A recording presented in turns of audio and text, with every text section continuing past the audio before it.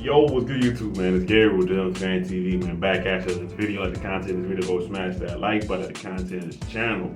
Go ahead and subscribe, man. Look, so, alright, Ravens just wrapped up training camp practice day 12, okay? So yesterday, I didn't do anything, didn't much really happen as far as what happened on the field. I was out anyway, so I couldn't really get to it, but from what I saw from, the reporters that I usually get the information from, they didn't really report on much happening. Maybe they didn't have a lot of access to it, so, but as far as what happened today, we're going to talk about the injuries and then not what we put up in the offense, defense, just talk about overall, right? So because today the Ravens really they essentially ran a scrimmage, right? Offense, defense, scrimmage, and they just worked on some key scenarios, okay? So as far as the injuries go, right, let's start there. So for the injury report, Deontay Hardy, Tez Walker, Tyler Linderbaum, and Trayvon Mullen, and you got your usual guys like TJ Tampa, Adisa Isaac, Keith Mitchell. Those guys are still out on the pup list. All right. Now Linderbaum, Harbaugh said he's working through a soft tissue injury. He's not concerned as of right now.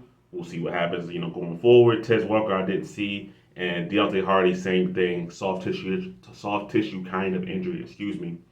And as far as Deontay Hardy goes, he's missed a lot of time.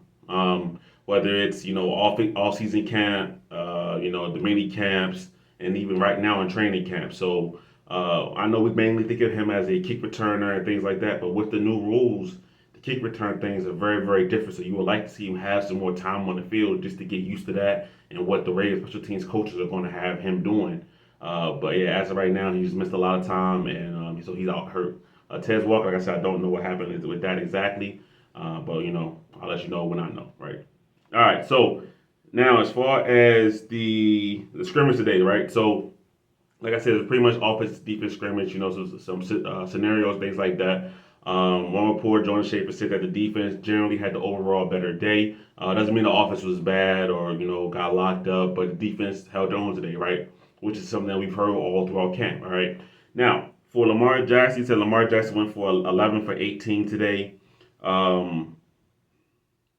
With one touchdown drive, and that touchdown was to Mark Andrews. Okay, so they said that he was relatively, I'm not gonna say he because it's not all on him, but the Ravens as an offense was a little bit hit or miss on third and fourth downs. Late down crunch time kind of scenarios. They were a little bit hit or miss today, but they did have the one touchdown drive, and that pass did go to Mike Andrews in the red zone. So that's a connection that we know it has been very, very popular. That's going to continue to be very, very popular. I'm glad to see that's happening right now. Also, good news is that that Derrick Henry today he broke multiple big runs. All right, this Ravens offensive line, even without Tyler Linderbaum, is still able to get enough push to where Derrick Henry can break long runs down the field. Now, whether or not they would have been a touchdown is completely subjective because who knows who they were really trying to tackle. Who knows what would happen, right? But the key here is breaking the long runs down the field, right? Derrick Henry last year, purely as a running back, was still very, very good. Okay, still one of the better running backs in the NFL, and that was with a very, very bad Titans offensive line. Okay, now you get behind the Ravens offensive line. Yes, they have new starters, they have new guys coming in, and things are very much changed from what they were last season. But the Ravens have, I believe, an injection of youth, right, with Voorhees and potentially Rosengarten and whoever wins that right guard spot, right. They're going to be younger, fresher players than Kevin Zeitler was. We don't know if they're going to be better, but the Ravens want to have that more youthfulness on the offensive line. Okay, so Derrick Henry breaking multiple big runs behind the Ravens offensive line that's going to be better for sure than the one he played with in Tennessee. And I think it's going to surprise people just for how good they are in general, right? If Derrick Henry can do this on the ground and be somewhat active in the passing game, the Ravens offense is going to be very, very tough to stop in general. Okay, all right. And then honestly, the big news of the day, the news that Ravens fans have all been waiting to hear, read about, seeing a tweet, and hopefully later today we get some videos from the Ravens staff, right? Lamar Jackson and Rashod Bateman had their best practice of the offseason, okay? We're talking about 4 catches on 5 targets for Rashod Bateman. So Lamar Jackson targeted Rashod Bateman 5 times a day. Rashod Bateman came down with 4 of them. They worked the intermediate area of the field really well. And then the last catch being a 30-plus yard catch where Rashod Bateman made the catch, made the defender miss, and kept running. All right. That whole entire sentence is the best case scenario for the Ravens offense, right? Zay Flowers is going to be your dual receiver, right? He's going to go short, he's going to go intermediate, he's going to go deep, right? Zay Flowers and Lamar Jackson have been in lockstep since day one. Rashod Bateman and Lamar Jackson, that's what has been the contention, right? Will they get on the same page? And today, they found that chemistry, right? Rashod Bateman working on those intermediate parts of the field. Lamar Jackson finding them, excuse me. And then Rashod Bateman doing something that we want to see more from him, which is catch the ball and run after the catch, right? Make a defender miss, at least one defender miss, and get 5, 10 more yards after the catch, right? That's beautiful right there, right? So that's literally I would say that's probably the only piece of the Ravens offense that we haven't really heard about this offseason during training camp so far, right? Is the Rashod Bateman to Lamar Jackson to Rashod Bateman connection, right?